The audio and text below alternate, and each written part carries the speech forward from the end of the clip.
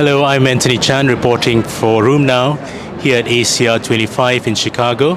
And here we are talking today about the difficult to treat and difficult to manage axial spondyloarthritis, a key area that has come out as a result of the new definition of this condition. And I'm here today joined by Dr. Rodrigo Garcia Salinas from La Plata, Argentina, who has presented a poster today, poster 584, on this very topic. So, Rodrigo, welcome to the session. Thank you, Professor. I wonder whether you could take us through your findings from your abstract this morning. Thank you very much. Our finding in our poster was we had a cohort of Axial SPA with more than 100 patients.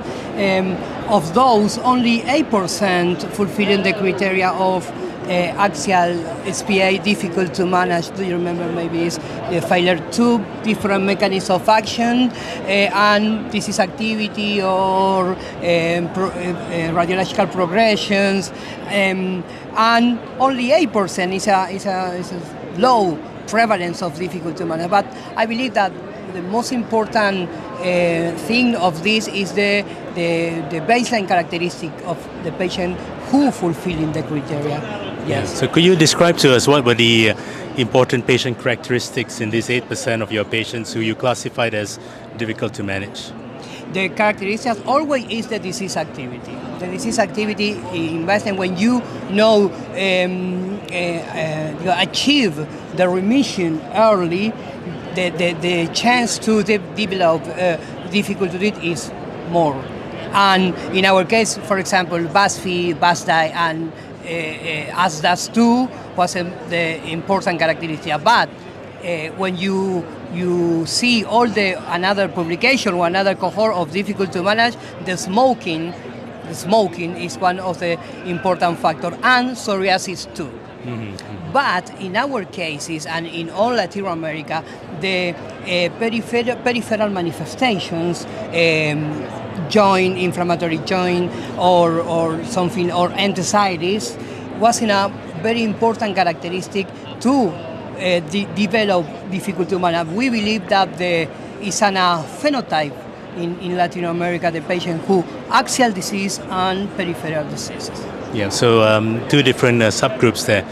But within that group, how many of your patients were what we class treatment resistant, as in there were still objective signs of inflammation, but they fell within the difficult to manage group? Yes, that is a very important point, but because just 4 patients in our cohort were refractory treatment, 2 with CRP and 2 with active disease in MRI, in sacroiliac MRI. So the number was actually quite small from your cohort of patients that are difficult to manage. Yes. So what were the other factors you think that could have pushed them to having higher BASDAI scores or other objective measures if they are not so treatment resistant? Could there be comorbidities, for example? Yes.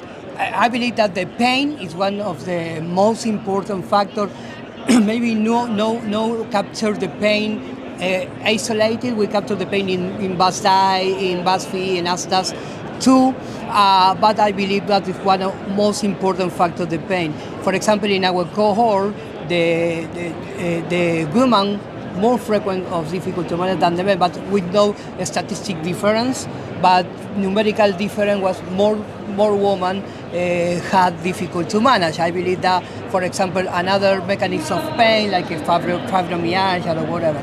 And then I believe the comorbidity too. We not record systematically the comorbidity, but it's one of the most important factors. Yeah. So where does this take you now in terms of your future plans about understanding this a bit more from this cohort that you have? Yes, I believe one of the points of difficult to manage is the relation between the patient and physician, and the agreement between the patient and physician that the patient is nowadays difficult to manage. Maybe in some cases we don't have agreement between if the patient is or not difficult to manage in that case, but it's one of the most important, or one factor to study in the future. But maybe one, I don't know, a patient-reported outcome or whatever, to measure that relation between the physician and patient. But yes, I believe that we follow up in our cohort that patient who failed to different mechanisms of action, that will be something new treatment that we.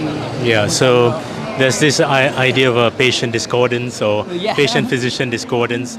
I think that only can be met by shared decision-making between the physician and the patient and identifying these many factors. So thank you very much for your thank you, presentation. Professor. And this is one of many publications that we are seeing emerging in the whole area of difficult to manage axSpA. And thank you very much, Rodrigo, for sharing Thank with us you, your work. Professor. Thank you very much.